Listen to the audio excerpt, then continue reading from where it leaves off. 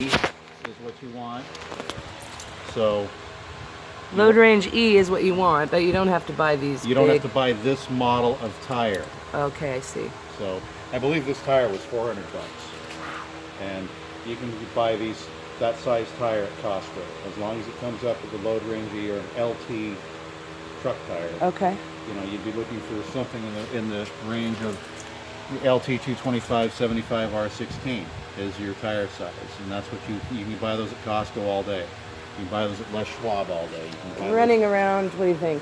As far as where to get them? No, yeah, how price? Price wise, probably about $250 a tire, I would think. Okay, better than 4. So, yeah, exactly. Okay. So, and the dualies? I know nothing about dualies. the duals, just make sure you got your tire pressures are the same. And one of the things that I always ask our new firefighters is, you know how much air to put in a tire? And the first number one answer they give me is they'll go right here. And they'll point to this. You don't want this picture. Okay. Because it's wrong. We want to know what's right wrong. Here, and they'll say, oh, let's see, we want to put about 80 psi in that. Okay. So then what you do is you take that 80 psi, which is the tire manufacturer's maximum air pressure. Oh. And you come out to here and you look at this tag. Now, Ford has a tag right here that tells what Ford engineered it for. And now the Road Rescue, the aid car company that built this, might have changed that. But they are 65 on the front and 80 on the rear. Now Ford, 65 on the front, 80 in the rear. Really? These generally... So both of those dualies need to be at 80? Yep. And how do you get air pressure to the second one? There is you've got to get the right tool. Actually, these ones are out here. Oh, nice. Okay. So, and these things, they pull off, these little caps pull off with a pair of pliers, and then I think, let me see what we got here so I don't forget it, because I don't need it.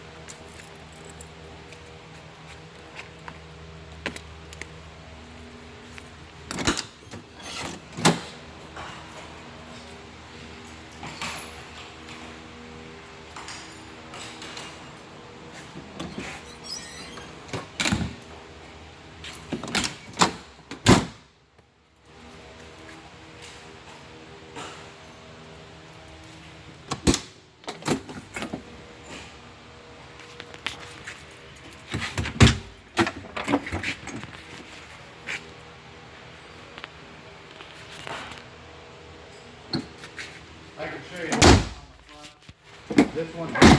Oh, shit. This wheel is missing these, but this tool, basically, they're pretty tight for this tool. This tool can pop this off, or you can get just a socket to take this off. You probably could do it with this. Yeah, you can do it with these. But nice. you know, that's how you take this cover off. This is just a false cover. If you ever have to change These just the tire, pop off with a plier? Or? These don't. These ones do not. There are two. I'll show you on the back. Oh, I see. Just these two need to pop off Yep. to get this off. Correct. Okay. All jacked up. All jacked up. Yeah, they hit things with them. So So they're missing they're their... missing the cover. Yeah. Okay. So that's just cosmetic more than anything. Oh yeah, no. These are what they call wheel simulators, and they're just a cosmetic cover. These ones, what you do is you find the one with the. They usually have a little nub on them, a little indent, and they're escaping me right now which one it is. But let's just start guessing. And He figure it looks out. like he's dented. Oh, maybe not.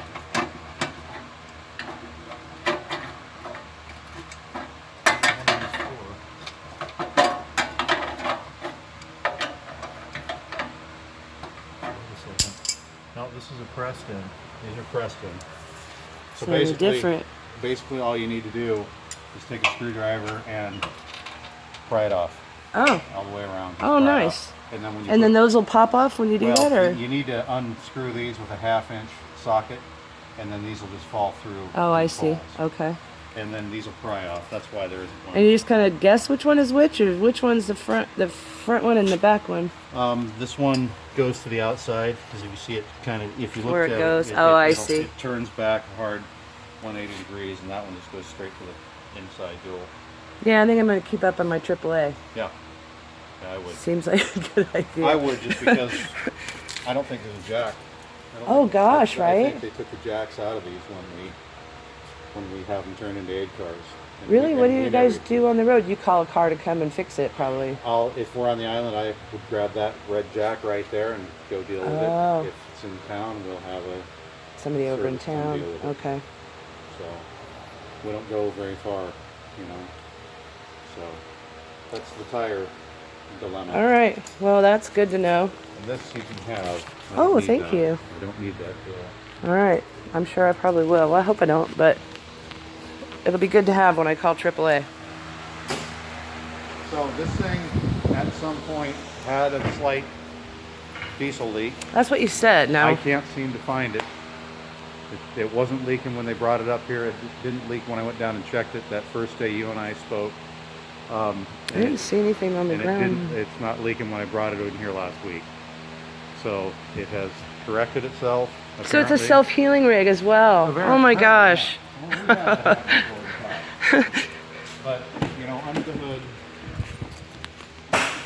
you know, you pop the hood there. And then the secondary latch up here, just like all cars, and because I deal with so many of them, I don't know where they all are.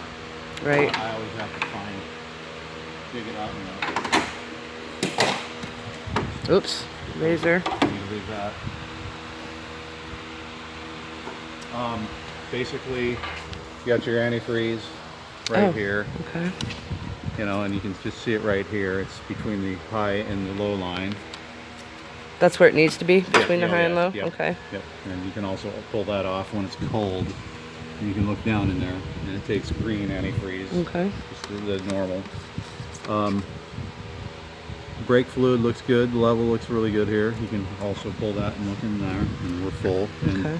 So the brakes were done recently on this thing. That's great. one of the ways I gauge it, because whenever I do a brake job,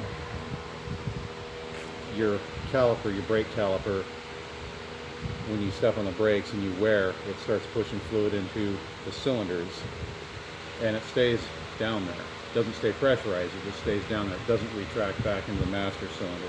And so eventually you start seeing it get down lower, lower, lower, and when it starts getting down, and some of these will actually trip a sensor switch that tells you need brakes. Oh, wow. Or you've got a bad you leak. need brakes. Or you got a bad leak. Wow, okay. So this is full. I must have just done these brakes within the last 18 months, and not a lot of miles on them. Okay, great.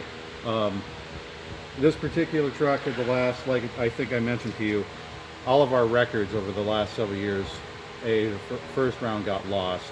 They got erased off the computer, off of our master computer somehow. And then we hired a company that was supposedly tracking my inputs for history, and it didn't track anything. So this truck, and then we quit using them about the time this truck came out of service. So this truck really hasn't had anything done to it since we lost that company. As far as service records go, oil changes every 5,000 miles. Fuel filter changes every 10,000. Air filter every... Oh, I'm sorry. Was she wandering around? Yeah, she's with me. I'm sorry. Come here, Mommy.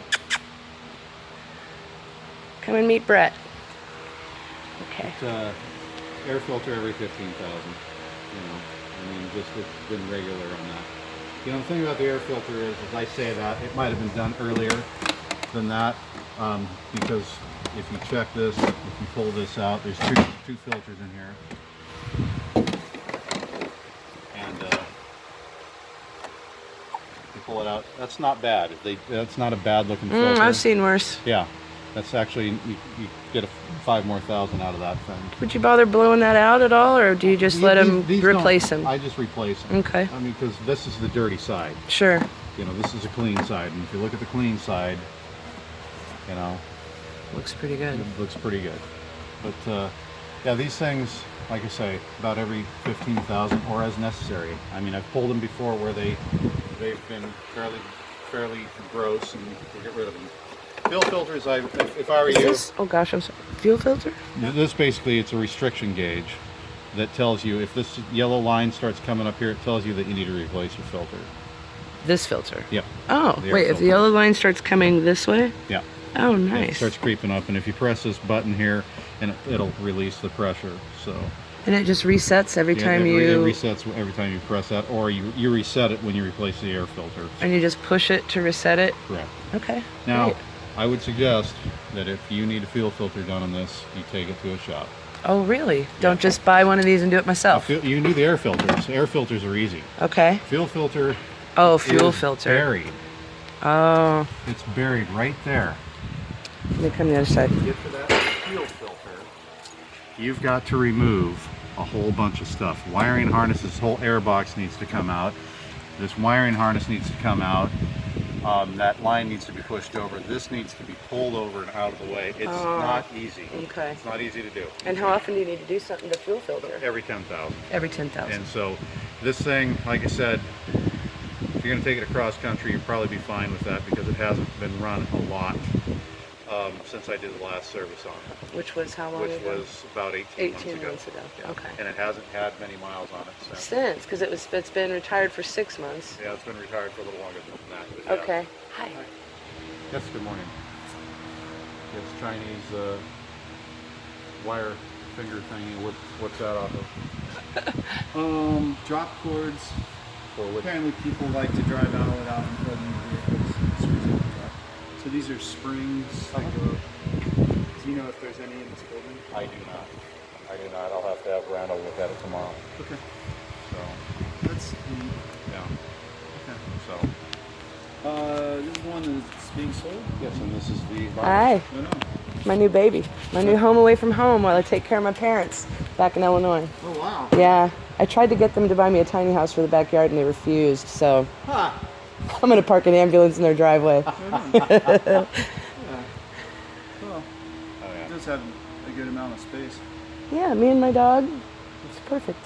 So, someone recently brought one of these rigs up that was previously from Sacramento. That's what started this whole thing. Oh, okay. I started chatting up the chief at the gas station about it, and he's like, "Oh yeah, that's not ours." And then yeah. he's like, by the way, We do have we happen to have, this is like a gift from Vashon. I love it. It's so special. Yeah, that's cool. Yeah.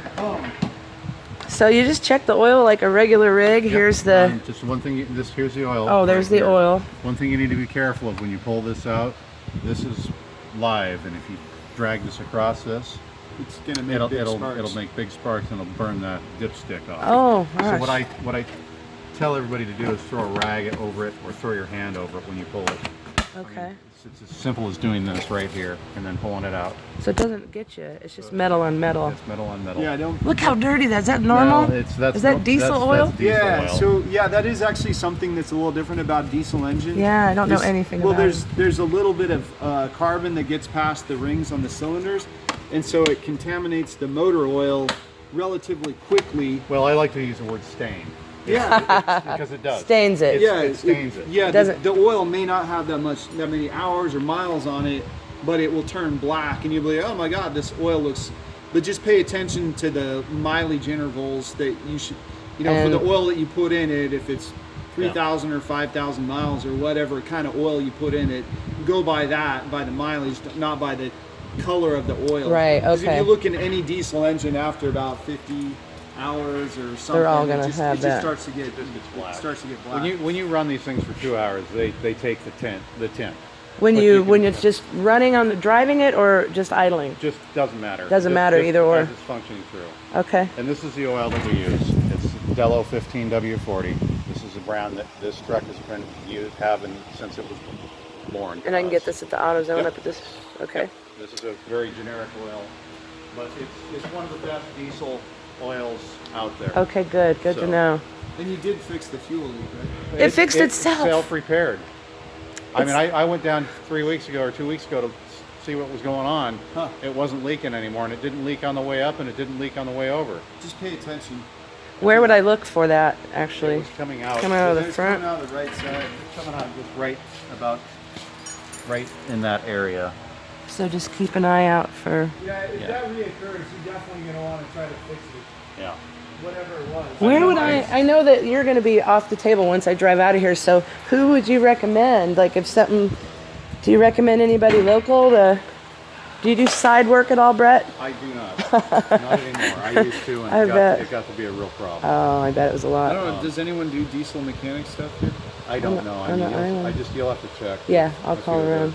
The shops. I was just going to take it over to Doug or Miles or somebody to get an oil change. But okay, so transmission fluid, any of that, is that like normal? Transmission fluid's normal here. Okay. You know, and again, it's the Also same watch the thing. wire. Watch the wire, because this one's a very thin wire. And really long. When you check that, it's supposedly with the engine running and it in park. Yep. What you do is you get your cold line, the C on that dipstick, Yeah. and if you roll it over here, your hot line, because it will fluid expands. And what does that mean? Cold? Oh, so if it's whether you're checking it if it's cold or hot. Yes. Oh, nice. So again, Okay. what I recommend to the crews to do is start the engine,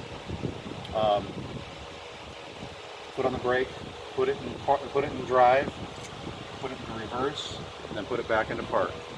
Hold the stick, wipe it, and then stick it and check it. And what the reason is, automatic transmissions run into the principle of having all the cavities, all the lines full.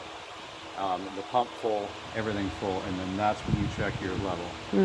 If you just start it and check it, it's going to be not quite right because it didn't charge the whole system.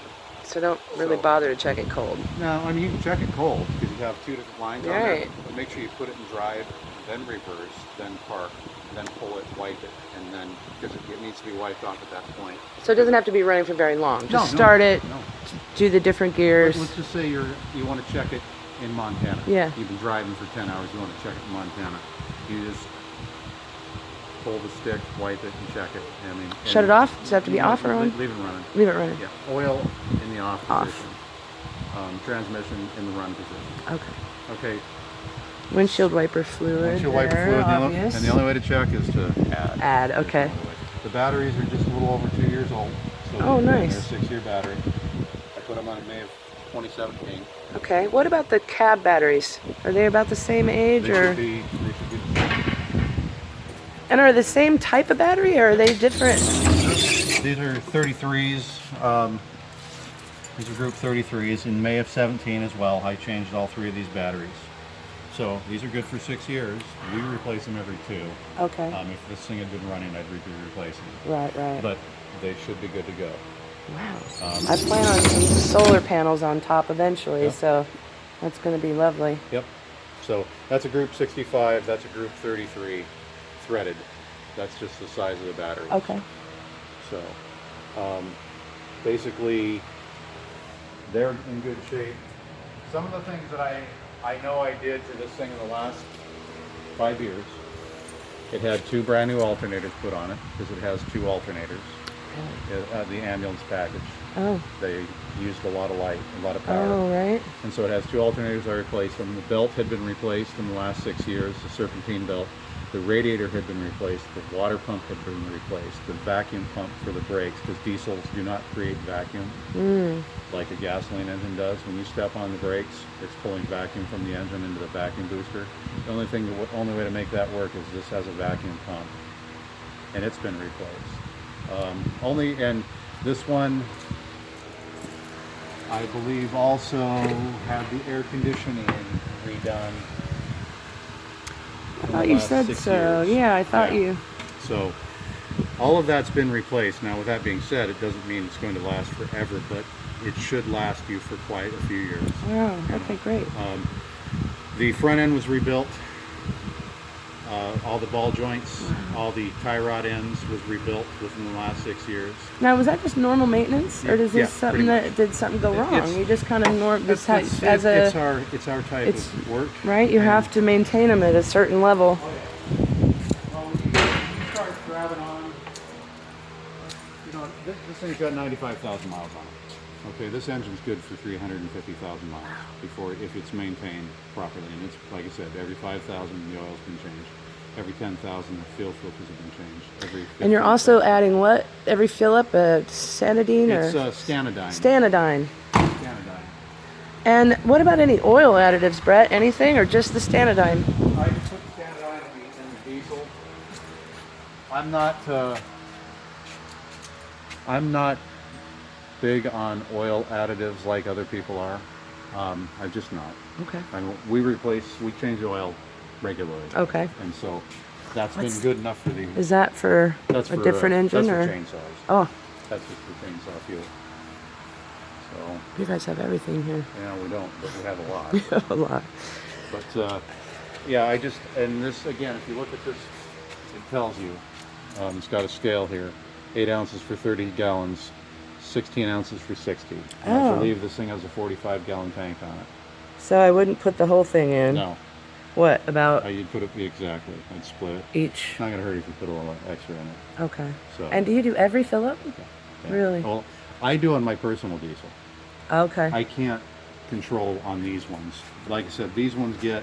Oh, people fill them up all the time. It's not. Yeah. You said And that. so every time these things come through my door, I dump. You throw some that of this in. Yeah. And so I just do it on my personal diesel because I can. It's not necessary, but what this does is it lubricates and cleans your injectors. And that's very necessary with the dirty fuels we get, even with fuel filters.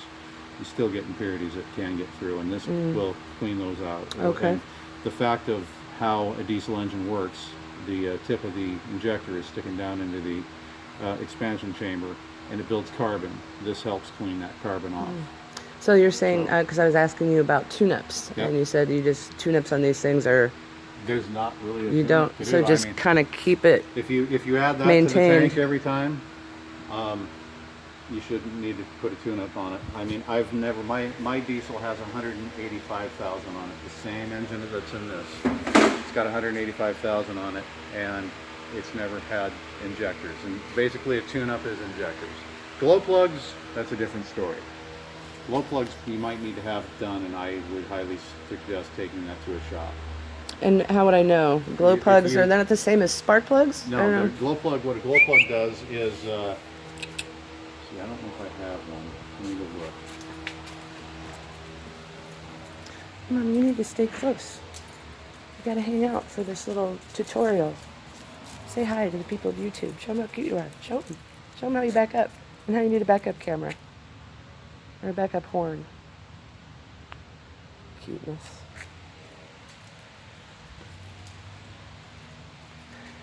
She's still at the shop where they're taking off decals and stripping some things out that they want out of there. And This is a Stop glow to get plug the- for another vehicle that we have. Basically, what it is you turn the key on it, and it turns this tip red hot immediately inside the expansion chamber. Because these engines aren't high compression engines like the bigger diesels are that don't use this.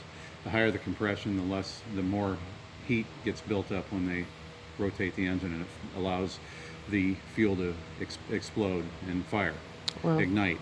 These ones need a little help when they're cold. Once they get warm, they'll do it on their own. But when they're cold, you need a glow plug. There's 8 of these, 1 per cylinder, and they are underneath the valve covers inside that engine box. and these need replaced how often you said? As necessary. As necessary. How would you know that it needed something like that? Let's just test it and see. This truck has not been plugged in now for several days. And it's fairly warm. Turn this on, and this light's on. It says wait to start. Oh, really? Yep. So wait to start. Yep. And if it turns off immediately, you have a problem. It did not.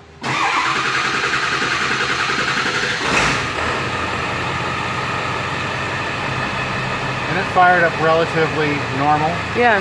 Now, had it been plugged in To what? Shore power? to shore power, there is a block heater on it, which keeps heat in the engine. Somebody was asking. We were talking about that the other day. The diesel fuel is thicker. Or it needs to be. It very well might need it. And you're going to Chicago with us? Springfield. That's downstate. Yeah, So, Illinois. it's cold in the winter. Very. It very well might need to get a fuel additive if you're going to drive it in the winter. A fuel additive besides the... Yeah, and that would keep it from gelling, diesel from gelling. What Diesel kind of can additive gel. do you recommend? Never Been in the deal cold, with it. cold Never weather. Had to deal with it.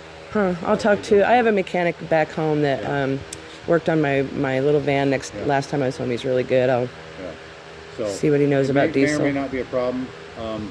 With some, like if you were in Alaska and you have a diesel, you'd put a heater in the fuel tank. Oh, right, okay. In winters, they put heaters on everything in Alaska.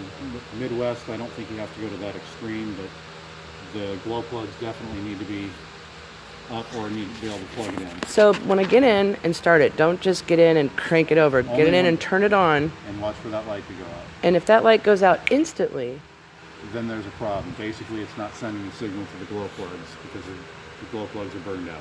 but if it stays on for just a few seconds, I'm okay. You It's should be normal. okay, yeah. And on temperate weather like this, you should be fine. If it's colder, plug it in. Colder when you need to check that. Okay. You know, because a block heater will keep the thing from... So all I do is plug it in, and then it Correct. takes something in there, Yeah. takes care of itself. Correct. Okay. I was kind of pushing buttons in the back, and nothing came on. It's because the main switch was So off. there's a main switch in here that turns Well, on the actually, back. As long as it's disconnected, but yeah, also the key has to be on. So now everything would turn on. So you'd have to... Do you have to leave the key in it to turn everything on in the back? You Or? would have to, yes. So you'd have to have somebody rewire that, and I'm not even sure where to rewire that.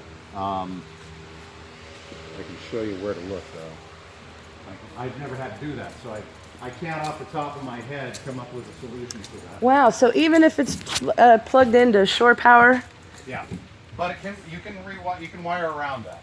You can wire around that. It shouldn't be too hard to wire around it, and it's in here. so you say. Well, Oh lordy. it's in here, and I believe it's going to be taking one of these wires off of these big isolators and putting it straight towards the battery, which is probably back here somewhere. And again, I'm not sure which one because I've never had to do it.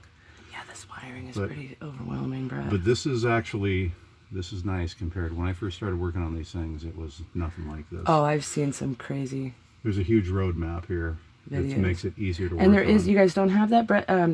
Charlie said you guys might have the. I'm pretty sure paperwork for I'm pretty this? sure I have the build book for this. Oh, that would be really So, helpful and- for whoever works on it. Yeah, but I mean it's also right here. As Oh, well. wow. Okay. So this will tell you everything. I mean, everything's going through this load sequencer right here, and it would just be a matter of somebody taking and finding out how to break these lights out. This is actually all for the emergency lighting as well.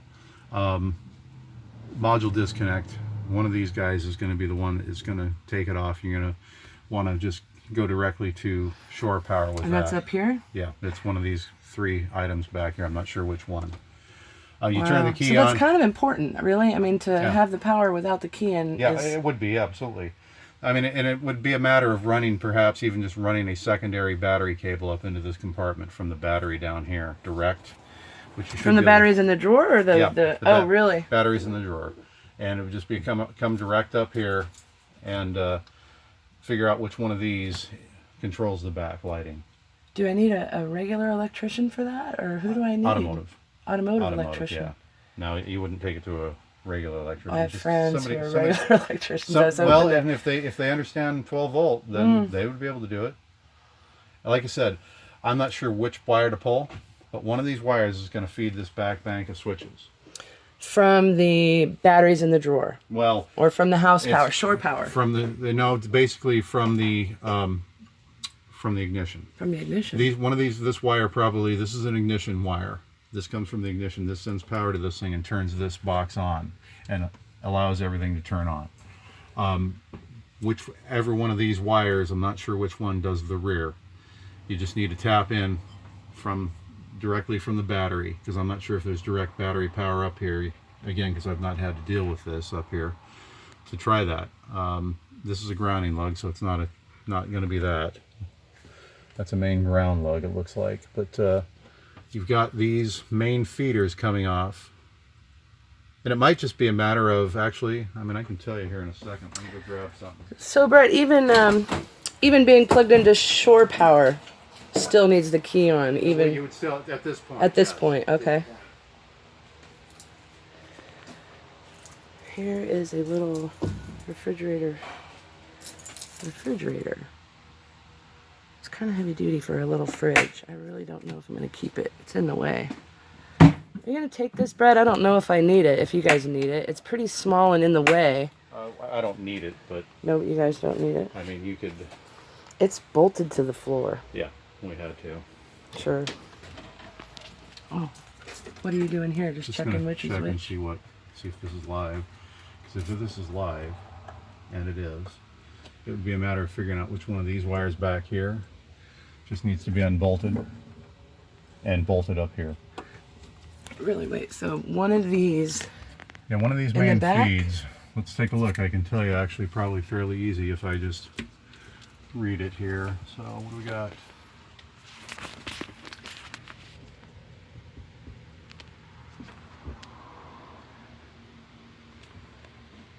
So this thing is live right now. These three are. Is that because you have the keys in the ignition? No, that's just because that's how it's wired from the factory, because it did our IV warmer.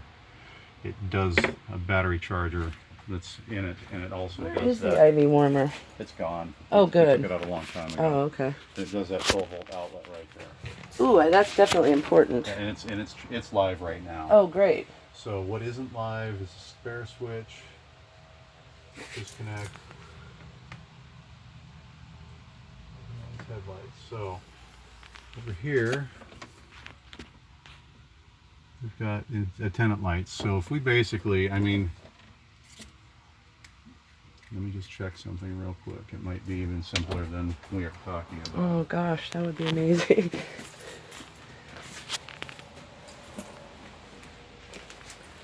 Under here, where I was thinking about putting my fridge, under here has a where is it? Oh, 15-volt AC outlet.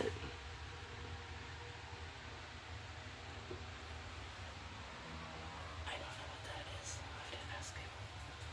So we're going to simulate this as a jumper wire. Like a Wire that's going to jump from this terminal to this terminal. And the reason why we're going to simulate is I can't find my jumper wires. So Yeah, go ahead and yeah. try it. oh, So this turns on the back without. Is it a simple rewire? Can we just switch it? it's as simple as just, no, you can't switch it because you need those others on it, but it's as simple as getting a big wire about this gauge, this size wire, and just making a jumper wire from here to here. Say again. So I need one of these wires Yes. and connect from here to here. Correct, and that Really? should light everything up. Because that's essentially what I just did here on a very small scale. Right? But these wires aren't big enough to sustain like the heater going. The lights were okay for a little bit. You need a good solid 4-gauge wire or bigger to jump from here to here, or to jump from here to here.